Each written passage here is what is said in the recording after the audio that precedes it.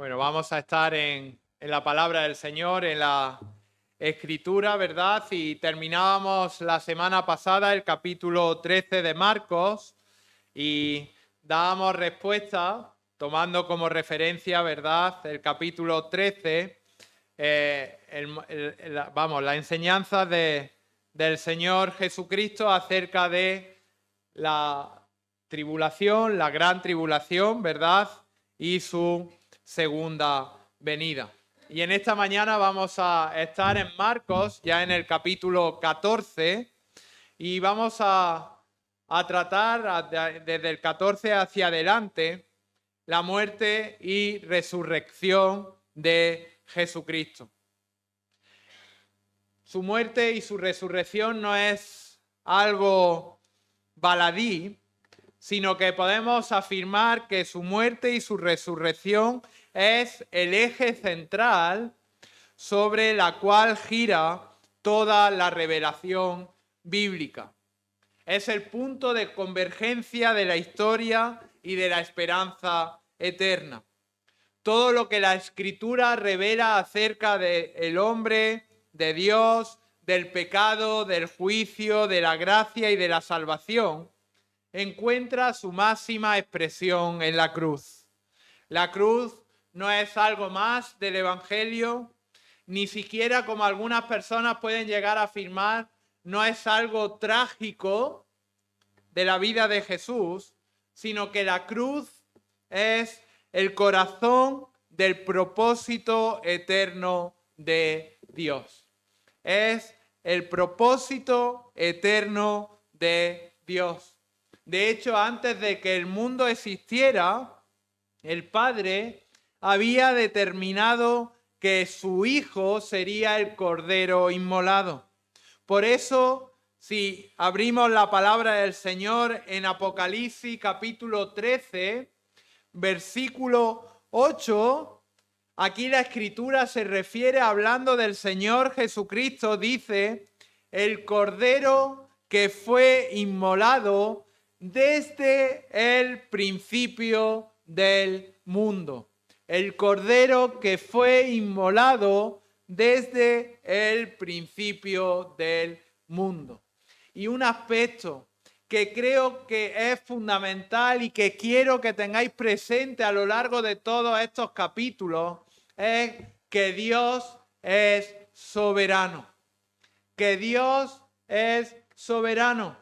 Y que nada de lo que va a suceder, como ahora posteriormente veremos, es algo que se escapa de sus planes, es algo que no estaba contemplado, es algo que salió de forma repentina o causal, sino que todo, absolutamente todo lo que sucede estaba controlado, planificado, dirigido por Dios desde antes de la fundación del mundo. Y como estamos viendo en esta introducción, la cruz de Cristo no es algo baladí, sino que la cruz de Cristo revela la justicia perfecta de Dios. La cruz de Cristo nos indica que Él no puede pasar por alto el pecado, como la sociedad piensa. No mira hacia otro lado respecto al pecado. Pero la cruz de Cristo, queridos hermanos, también nos muestra la gracia infinita de Dios, que nos provee, ¿verdad?, de un sustituto para el pecador culpable. Allí vemos en la cruz como Dios no compromete su santidad para salvar, ni sacrifica su amor para juzgar, sino que armoniza ambos atributos en una obra redentora perfecta. El apóstol Pablo comprendió esta realidad con claridad absoluta. Fijaros que el apóstol Pablo en Gálatas capítulo 6, versículo 14, afirma que su única gloria, fijaros, no estaba en su formación, no estaba en su ministerio, no estaba en sus sufrimientos, sino que la gloria, ¿dónde estaba? En la cruz de nuestro Señor Jesucristo, ¿verdad? En 1 Corintios, Pablo afirma que no se predica a nosotros mismos, sino que predicamos ¿a qué? A Cristo crucificado, ¿verdad? En 1 Corintios, capítulo 1, versículo 23. La cruz de Cristo es el tema central de la Escritura. Desde el Génesis hasta el Apocalipsis, la Biblia apunta a este momento. En el Antiguo Testamento, ¿verdad? La cruz es anticipada mediante promesas, mediante figuras y mediante los sacrificios, ¿verdad?, que hacía el pueblo de Israel, así como la profecía. En los evangelios vemos como todo va, llegando ¿hasta qué? Hasta la muerte, hasta la cruz de Cristo. En Hechos, en el libro de los Hechos, es el mensaje que se proclama al mundo, ¿verdad? Cristo y la cruz. En las epístolas, la cruz de Cristo es la base de la doctrina cristiana. Y en el Apocalipsis vemos como la cruz de Cristo es la razón por la cual el Cordero es digno de recibir toda la gloria.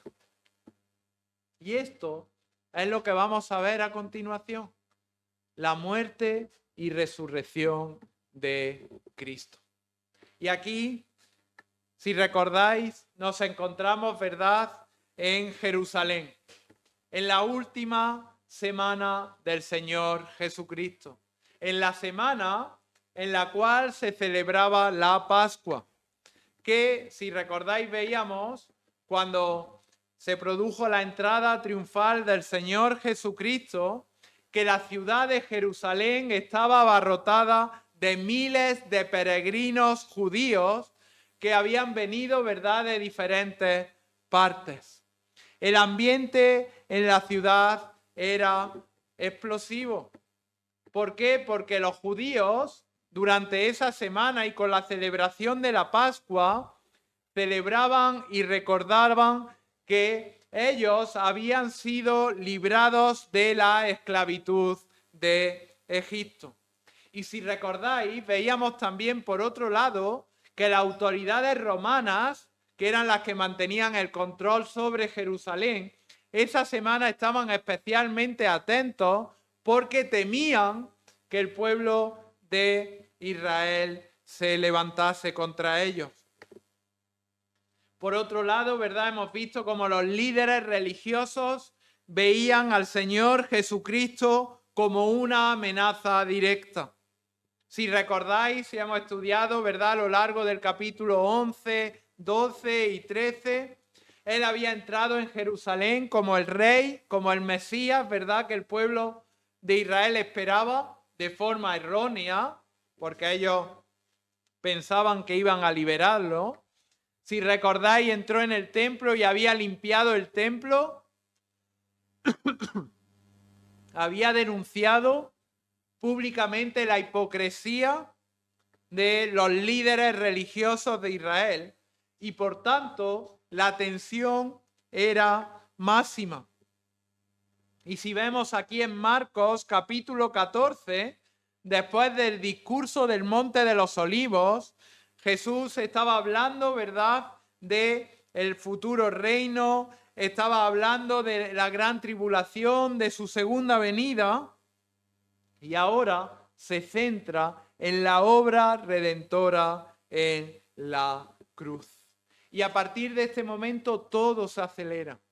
Fijaros, estamos a miércoles, todo se acelera.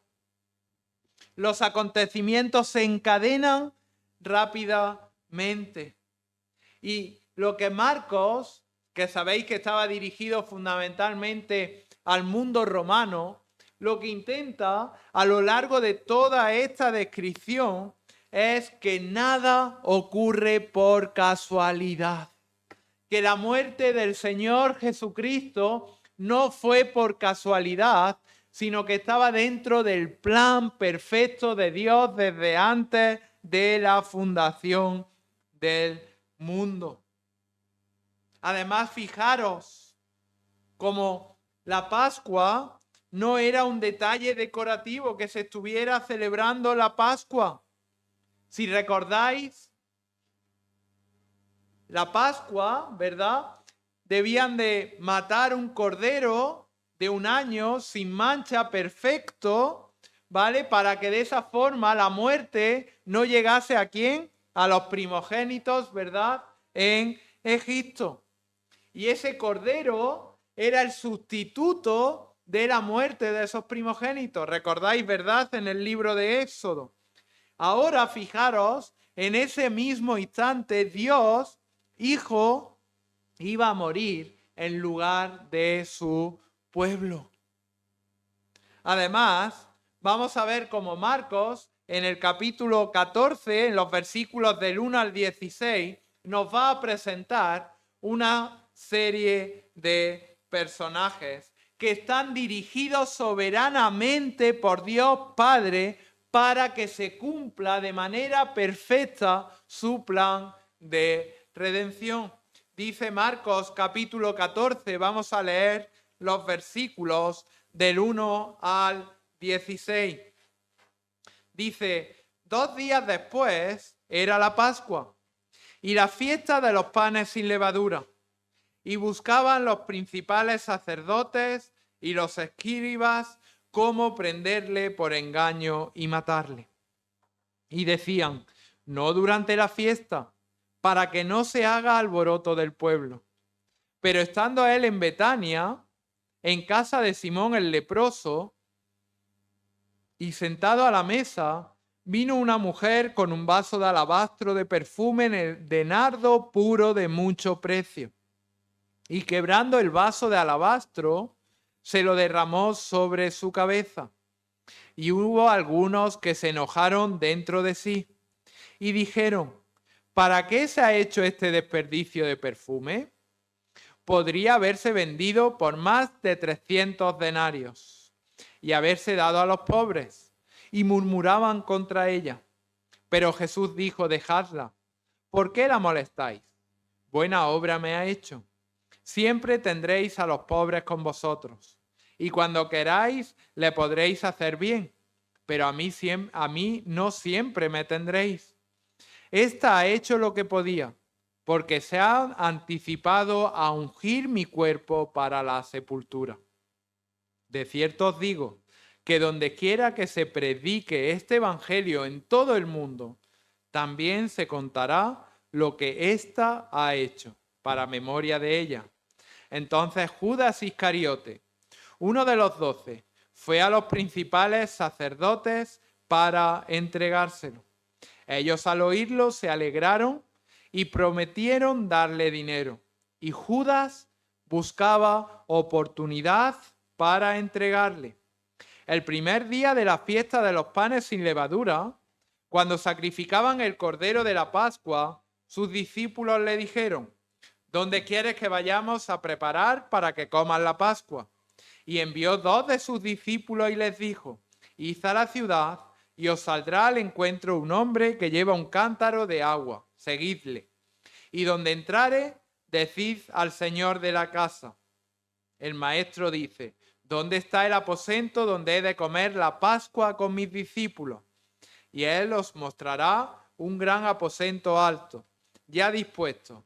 Preparad para nosotros allí. Fueron sus discípulos, entraron en la ciudad y hallaron como les había dicho y prepararon la Pascua. Vamos a ver en este pasaje, en primer lugar, un Dios soberano y luego vamos a ver 4 personajes humanos.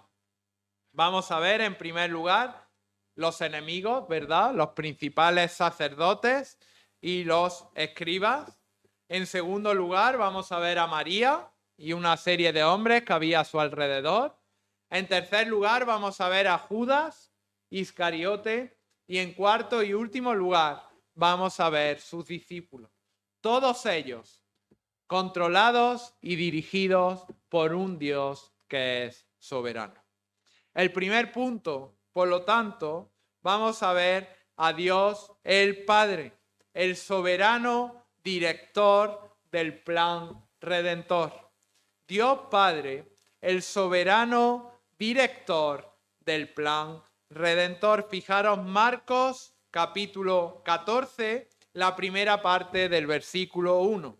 Dice, 2 días después era la Pascua y la fiesta de los panes sin levadura. Esta frase, que en un principio podemos decir, bueno, nos está situando en el tiempo, es una de las verdades más profundas de este pasaje. Que 2 días después era la Pascua y la fiesta de los panes sin levadura. ¿Qué nos dice esto? Que Dios soberano gobierna el tiempo. Que Dios gobierna el tiempo. Aquí el evangelista Marcos no está simplemente ubicando cronológicamente los hechos, sino que está revelando que el calendario de la redención avanza conforme el plan divino y que este plan es inalterable.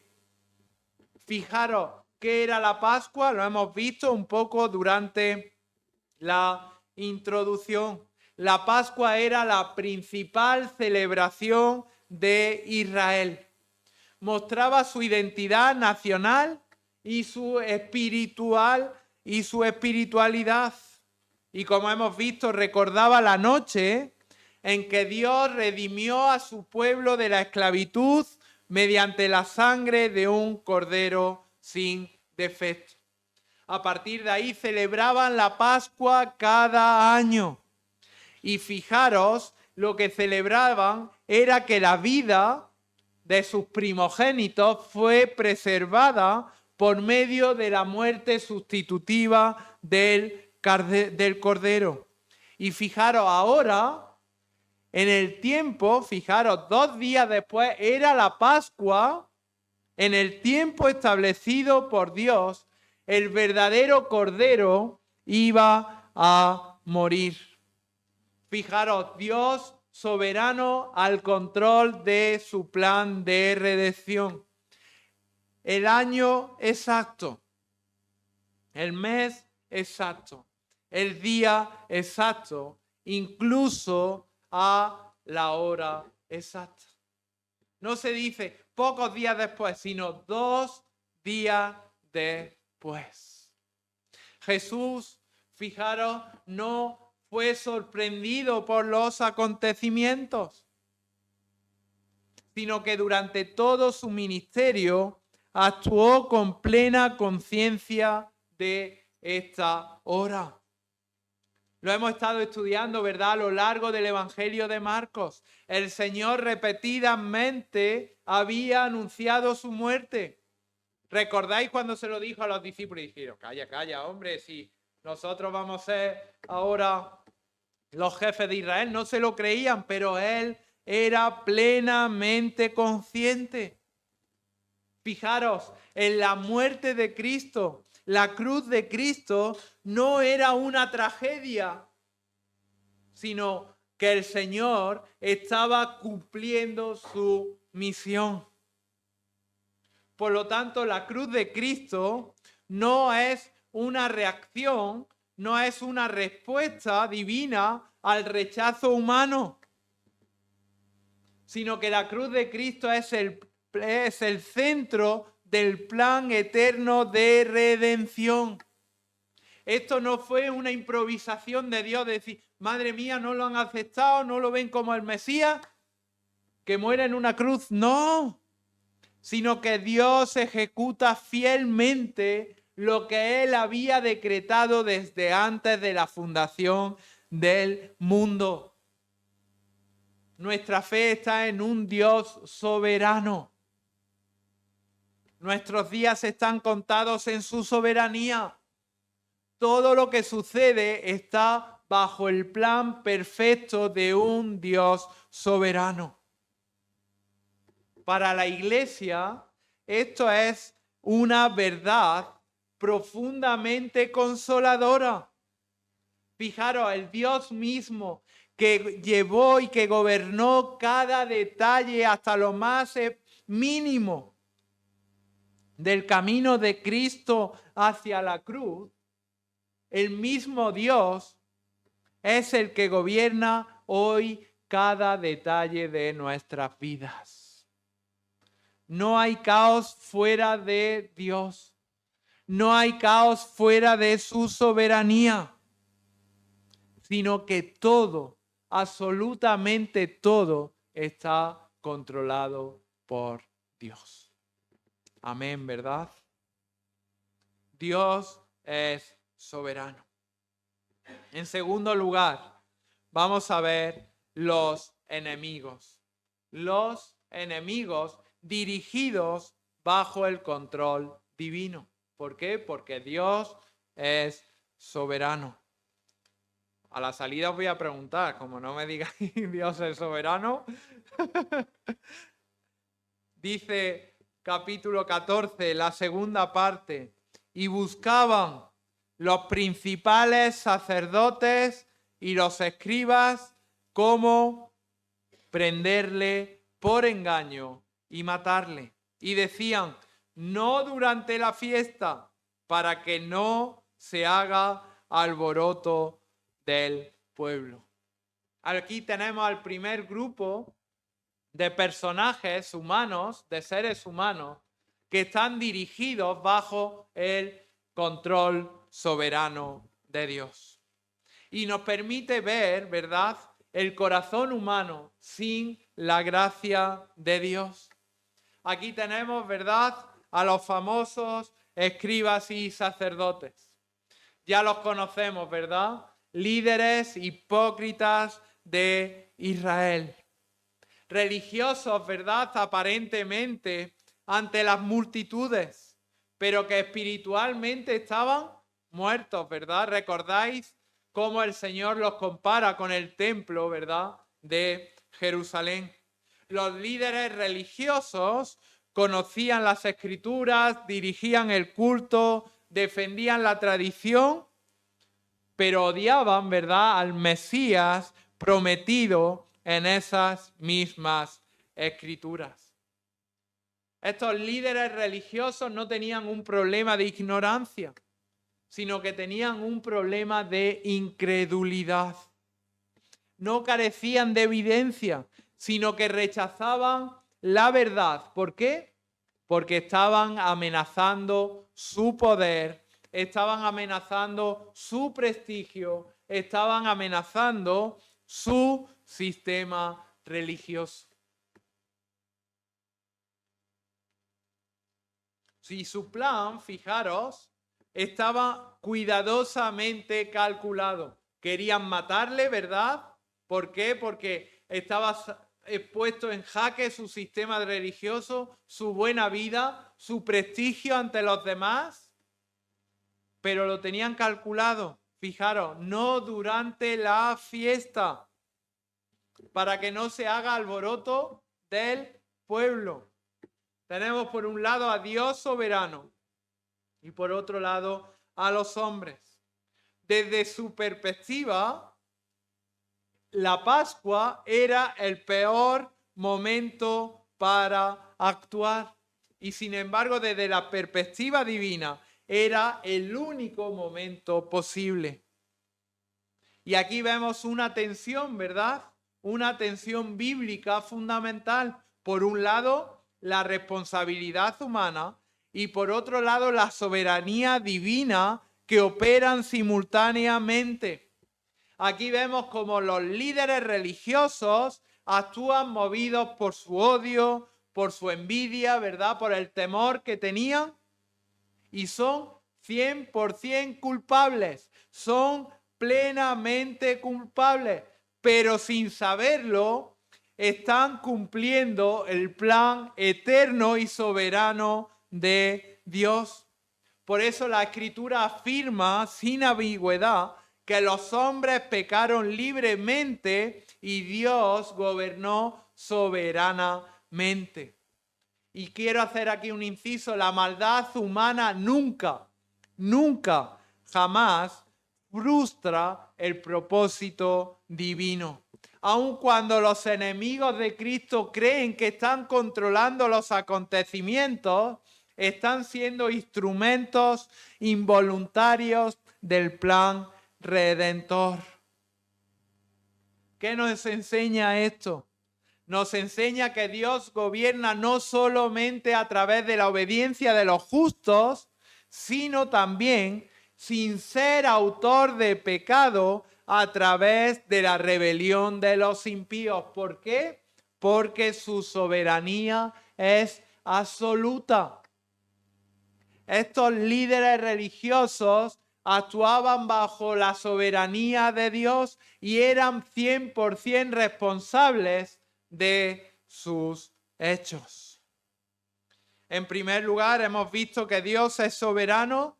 En segundo lugar, hemos visto los enemigos de Cristo. Y en tercer lugar, vemos a ese grupo, a otro grupo de personas que son los amigos. Fijaros versículos del 3 al 9. Dice, pero estando él en Betania, en casa de Simón el leproso, y sentado a la mesa, vino una mujer con un vaso de alabastro de perfume de nardo puro de mucho precio, y quebrando el vaso de alabastro, se lo derramó sobre su cabeza.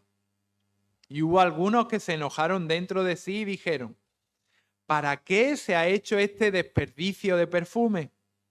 Porque podía haberse vendido por más de 300 denarios y haberse dado a los pobres. Y murmuraban contra ella. Pero Jesús dijo, dejadla. ¿Por qué la molestáis? Buena obra me ha hecho. Siempre tendréis a los pobres con vosotros. Y cuando queráis perdón, le podréis hacer bien. Pero a mí no siempre me tendréis. Esta ha hecho lo que podía, porque se ha anticipado a ungir mi cuerpo para la sepultura. De cierto os digo, que donde quiera que se predique este evangelio en todo el mundo, también se contará lo que ésta ha hecho para memoria de ella. Fijaros, aquí parece que hay un paréntesis, ¿verdad? Dentro de esta conspiración, vemos que los líderes religiosos querían matarle, vemos que ya el Señor se encaminaba hacia su muerte en la cruz, vemos el odio que había alrededor del Señor Jesucristo. Aquí el evangelista Marcos introduce este paréntesis, ¿verdad? Que nos da paz. ¿Dónde estaba el Señor Jesucristo? Se encuentra en Betania. Dice la Escritura, versículo número 3, en casa de Simón el leproso. Y se encontraba rodeado de personas que habían creído en el Señor Jesucristo, que habían experimentado su gracia. Y entra una mujer, ¿verdad? Dice, vino una mujer, se llamaba María, lo vemos en otros evangelios, con un vaso de alabastro. Y dice que era de un perfume de nardo puro de gran valor. ¿Cuál era este perfume? Era un perfume excepcional. De hecho, fijaros cuál era su costo. El costo era enorme. Dice 300 denarios, más de 300 denarios, hemos leído. ¿Qué suponía eso? Casi un año de trabajo. Si ahora tenemos que un sueldo medio en España es, vamos a poner 1.000 euros, 12.000 euros valdría ese perfume. Es decir, una barbaridad. No sé si aún hoy hay perfumes que valgan ese dinero. Pero fijaros, para María no era simplemente un objeto costoso, sino para ella era una expresión tangible de su amor, de su gratitud y de su adoración. Fijaros qué curioso que dicen, y quebrando el vaso. Es decir, el amor de María hacia el Señor Jesucristo era un amor infinito. Ella no midió, ella no calculó, ella no reservó nada. Matías me dice, papá, ¿me puedo echar de tu perfume? Y le hago así un poco para que no me lo gaste. Pero ¿qué dice? Que quebró. Es decir, rompió el vaso. Fue un acto irreversible. No se podía arrepentir en mitad de ese proceso y decir, bueno, ya está, hasta aquí. No, sino que rompió el frasco entero. Todo el perfume quedó derramado sobre Cristo. Algunos reaccionaron con indignación, ¿verdad? Para ellos dice la Escritura que fue un desperdicio, pero otros, para el Señor Jesucristo, fue una obra hermosa. ¿Por qué? Porque María entendió lo que otros no habían discernido, que el Señor Jesucristo iba a morir. Su adoración fue profundamente profética. Ungió su cuerpo para la sepultura, anticipándose a la cruz. Y podemos profundizar, ¿verdad? Mucho más. Pero tenemos que aprender una lección de esto.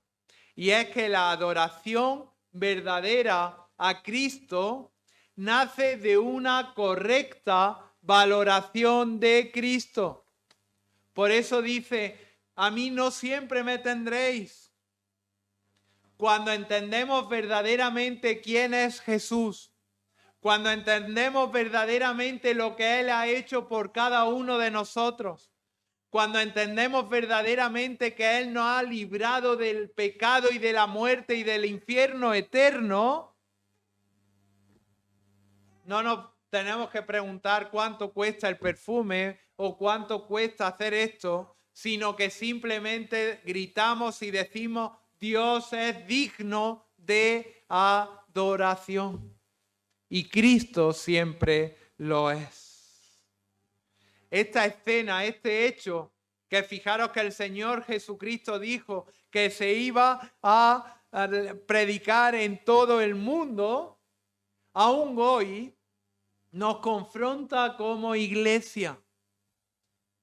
En el 21 siglos después. Y la pregunta que nos tenemos que hacer cada uno de nosotros es si adoramos a Cristo con un sacrificio real o solo adoramos a Cristo con aquello que no nos cuesta nada. En cuarto lugar, hemos visto en primer lugar Dios soberano. En segundo lugar, hemos visto a los enemigos de Cristo. En tercer lugar, los amigos de Cristo. Cuarto lugar, aparece Judas Iscariote. Cuarto lugar, el falso discípulo. El falso discípulo, dice versículo 10, entonces Judas Iscariote, uno de los 12, fue a los principales sacerdotes para entregárselo. Ellos, al oírlo, se alegraron y prometieron darle dinero. Y Judas buscaba oportunidad para entregarle. Este pasaje es devastador. Fijaros, versículo 10. Entonces Judas Iscariote, uno de los 12. Esa palabra es devastadora. Judas no era uno de esos líderes religiosos. Judas no era uno de esos escribas y fariseos, sino que Judas formaba parte del círculo íntimo de Jesús. Judas había estado cerca del Señor Jesucristo, había oído sus enseñanzas, había visto sus milagros en primera persona y había participado de su ministerio. Recordad cuando el Señor envía a sus discípulos, ¿verdad?, a predicar. Había estado cerca del Señor Jesús. Era uno de los 12, pero la Biblia nos enseña que su corazón nunca fue regenerado. Su corazón nunca fue regenerado. Amaba más al dinero que a Cristo. Su traición no fue algo repentino, no fue algo que le pilló descolocado, sino fijaros que su traición fue resultado de una dureza progresiva del corazón. Vendió al Señor Jesucristo por 30 monedas o piezas de plata.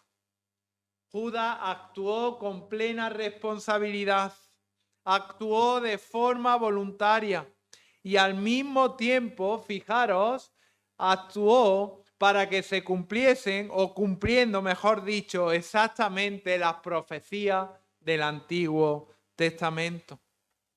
Podemos decir, bueno, entonces Judas está absuelto porque cumplía lo que decía el Antiguo Testamento. No, de nuevo lo mismo. Todo está bajo el plan soberano de Dios. Y este pasaje también nos advierte. Este pasaje nos advierte solemnemente. La cercanía externa a Cristo no garantiza que seamos salvos. La cercanía externa a Cristo no garantiza salvación. Es posible caminar con Jesús y no pertenecerle. Solo la gracia de Cristo, que produce una fe genuina, solamente cuando hay un verdadero arrepentimiento y confiamos en Cristo como nuestro único y suficiente Salvador. Al final, Judas era igual de hipócrita que esos falsos religiosos de Israel. Y finalmente, el último punto de nuestro bosquejo. Hemos visto que Dios es soberano, hemos visto a los enemigos, hemos visto a los amigos, en especial a María. En cuarto lugar, hemos visto a Judas, que era el falso discípulo. Y en quinto lugar, vemos a los discípulos. Fijaros versículos del 12 al 16. Vemos una serie de hechos que el Señor les manda y que fijaros lo que dice. Dice, el primer día de la fiesta de los panes sin levadura, cuando sacrificaban el cordero de la Pascua, sus discípulos le dijeron, ¿dónde quieres que vayamos a preparar para que coman la Pascua? Y envió 2 de sus discípulos y les dijo, id a la ciudad y os saldrá al encuentro un hombre que lleva un cántaro de agua. Seguidle. Versículo 14. Y donde entrare, decid al señor de la casa, el maestro dice, ¿dónde está el aposento donde he de comer la Pascua con mis discípulos? Y él os mostrará un gran aposento alto, ya dispuesto. Preparad para nosotros allí. Fueron sus discípulos, entraron en la ciudad y hallaron, ahí está la clave, este es el punto, como les había dicho, y prepararon la Pascua. Finalmente, en estos hechos, ¿verdad? En estos hechos seguidos que Marcos nos está presentando dentro de la cruz de Cristo, nos presenta a los discípulos obedeciendo instrucciones precisas del Señor. Fijaros, el Señor, ellos le hacen una pregunta, ¿dónde quieres que vayamos a preparar para que coman la Pascua? Y el Señor les dice dónde han de ir, a quién han de seguir y qué deben de decir. Todo parece extraño, ¿verdad? Todo parece misterioso. Pero ¿qué hacen los discípulos? Obedecen. Obedecen. Y el resultado lo vemos, ¿verdad? Al final del versículo 16. Hallaron como les había dicho. Nada, queridos hermanos, nada, absolutamente nada estaba fuera de lugar. El lugar, el aposento alto, estaba preparado. El momento estaba determinado. La Pascua que ellos iban a celebrar estaba lista para convertirse en la cena del Señor. Y los discípulos, fijaros, que verdaderamente no comprendían, ¿verdad?, lo que plenamente, el significado de lo que estaban ocurriendo. ¿Pero qué hicieron? Obedecieron. Confiaron en las palabras de Jesús. Y esto, a diferencia de Judas Iscariote, es una marca esencial de la fe verdadera. El creyente, el verdadero discípulo de Cristo, aquel que ha sido salvo por la gracia de Dios, obedece. Obedece la palabra de Dios, aun cuando no la entendemos toda, aun cuando hay preguntas que no comprende nuestra mente, o cuando hay preguntas que no somos capaces de responder, o cuando hay cosas que verdaderamente no están dentro de nuestra mente o no entendemos en nuestra sabiduría. Pero el creyente verdadero obedece. La obediencia del creyente, la obediencia confiada del creyente es la respuesta apropiada a un Dios que es soberano.